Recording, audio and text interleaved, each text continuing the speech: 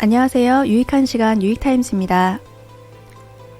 오늘 방송은 검찰개혁에 대한 문재인 대통령과 민주당의 강한 의지에 대한 내용입니다. 문재인 대통령님이 새해 첫 공식 업무로 추미애 법무부 장관을 임명했습니다. 청문보고서 재송부 기간을 하루만 준 것을 두고 자한당은 국회를 무시한 처사라며 반발했지만 문재인 정부 들어 청문보고서 채택 없이 임명된 장관급 인사가 23명이나 됩니다. 자한당이 애초에 대통령의 인사권을 존중하고 협력할 의사가 없다는 것을 국민도 알고 자한당도 알고 있습니다. 엄중한 법무부 장관 자리를 더 이상 공석으로 둘 수 없다는데도 국민 대다수가 동의할 것입니다. 오전 7시에 임명된 추미애 장관은 현충원 참배를 시작으로 본격적인 업무에 돌입할 예정입니다. 새해 첫 업무를 법무부 장관 임명으로 시작한 문재인 정부가 다지는 각오가 남달라 보입니다. 앞으로 고강도 개혁 드라이브가 본격적으로 펼쳐질 것이란 징후를 여러 곳에서 보여주고 있습니다. 우선 문재인 대통령의 신년사 중 일부를 발췌해보겠습니다. 지난해 우리는 안팎의 여러 가지 어려움을 극복하면서 함께 잘 사는 나라의 기반을 세웠습니다.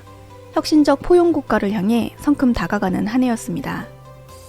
세계 최초로 5G를 상용화했고 ICT 국가 경쟁력에서 연속 세계 1위를 달성하며 4차 산업혁명 시대를 앞서가는 국가가 되었습니다. 지난해만 5개의 유니콘 기업이 탄생해 11개로 크게 늘었고 신규 벤처 투자액과 신설법인 수도 사상 최고를 기록했습니다.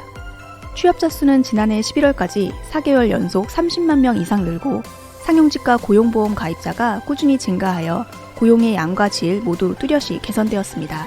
청년 고용률은 13년 만에 최고치를 보였습니다. 빠른 고령화 속에서도 가계소득이 모든 계층에서 고르게 증가했고 소득 분배도 개선되었습니다. 국민생명 지키기 3대 프로젝트의 강력한 추진으로 교통사고와 산재 사망도 크게 감소하였습니다.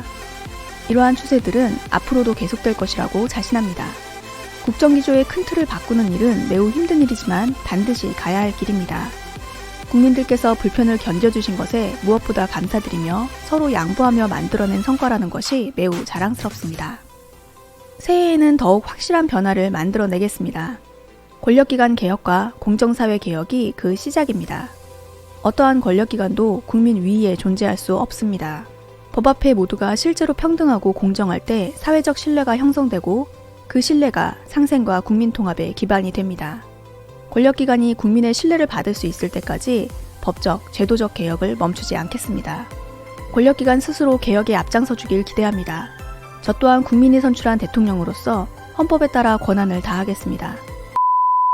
문재인 대통령은 지난 한 해의 경제 성과를 긍정적으로 평가하는 한편 사회개혁을 위한 국민들의 양보와 노력을 높이 평가하면서 앞으로도 경제민주화와 사회 안전망 확보를 위해 애쓰겠다는 점을 분명히 했습니다. 또한 국정운영 4년차에 대통령이 추구하는 개혁 방향이 무엇인지도 분명히 했습니다. 권력기관 개혁과 공정사회 개혁을 말하며 어떠한 권력기관도 국민 위에 존재할 수 없다는 점을 강조했습니다. 법 앞에서 모두가 실제로 평등하고 공정할 때 사회적 신뢰가 형성된다는 말로 개혁의 제일 대상이 검찰이라는 점을 더욱 분명히 드러내고 있습니다. 또한 문재인 대통령은 국민이 선출한 대통령으로서 헌법에 따라 권한을 다하겠다고 했습니다. 권력기관 스스로 개혁하길 기대하지만 그렇지 않다면 국민이 부여한 권한을 사용해 개혁하겠다는 뜻이라고 생각합니다. 최근 청와대를 흔들며 진행했던 검찰 수사 결과가 초라하기 그지없었습니다. 또한 검찰이 자신의 입맛대로 기소권을 행사하면서 국민 대다수가 검찰의 진정성을 의심하고 있습니다. 이런 와중에 국회에서 공수처법이 통과되면서 문재인 정부가 검찰개혁의 명분과 제도적 바탕을 모두 확보했습니다. 또한 국민들의 검찰개혁과 문재인 대통령에 대한 지지가 굉장히 높은 것도 개혁 드라이브의 순풍으로 작용할 것입니다. 이러한 환경 위에서 문재인 대통령이 추미애 장관을 신속히 임명하고 신년사에서 검찰개혁의 필요성을 역설함으로써 앞으로 이뤄질 검찰개혁이 굉장히 강력하리라는 걸 짐작할 수 있습니다. 민주당은 봉하마을 참배 등을 시작으로 새해 첫 행보를 내디뎠습니다. 노무현 전 대통령의 아들 건호 씨와 유시민 노무현재단 이사장이 뉴욕에서 당 지도부를 맞이했는데요. 유시민 이사장이 눈물을 글썽이기도 했다고 합니다. 노무현 대통령의 수건이었고 유시민 이사장 자신도 정치인 시절에 애썼지만 이루지 못했던 선거법 개혁과 공수처법 설치에 대해 감회가 새로웠을 것이라고 추측해봅니다. 패족이라고까지 일컬어지던 친노 진영이 10년 만에 권토중래한 만큼 얼마나 개혁을 열망하고 있을지도 짐작할 수 있는 장면입니다. 이해찬 당대표는 신년 인사회에서 올해 우리 당의 목표는 국민과 더불어 총선에 승리하는 것이라며 잘 대비해서 총선에 승리해야 문재인 정부가 성공적으로 개혁을 완수할 수 있다고 밝혔습니다. 이인영 원내대표는 총선 승리를 향해 진격하겠다. 총선 승리로 사회적 패권 교체까지 완전히 이룩하겠다며 총선 승리가 촛불 시민혁명의 완성이고 문재인 정부 성공의 관건이라고 강조했습니다. 민주당 2호 영입인사인 원종건 씨는 영화 문라이트를 보면 달빛 아래 우리 모두 블루라고 돼 있다. 새로운 달도 기다렸으면 좋겠다는 젊은이답게 센스있고 의미심장한 평을 내놓았습니다. 민주당의 상징색이 블루인데요. 정말 이번 총선에서 달빛 아래 우리 모두 블루가 되길 기대해봅니다. 민주당이 선거법 개혁으로 제4를 내주지 않았다면 아무도 민주당의 개혁 의지를 믿지 못했을 것이고 문재인 정부의 집권 후반기 개혁 동력도 꺼져버렸을 것입니다.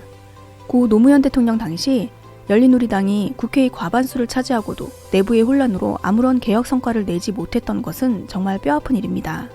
이번에 선거법과 공수처법 통과 과정에서 민주당이 보여준 모습을 보면서 그때의 민주당과 지금의 민주당은 완전히 다른 조직이라는 생각이 들었고 다시 한번 국민들이 뜻을 모아준다면 이번에는 반드시 개혁 성과를 낼 수 있을 것이라고 확신합니다.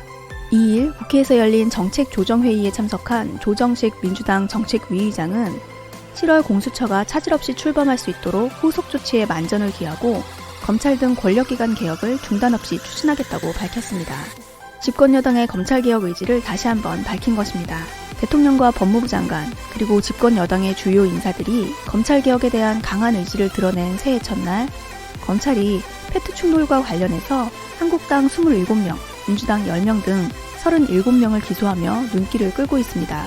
자한당은 선거를 앞둔 시점에 선후를 따지지 않은 정치적 기소라며 기소 자체에 반발했고 민주당은 검찰의 기계적 균형 맞추기식 보복성 기소라며 반발했습니다.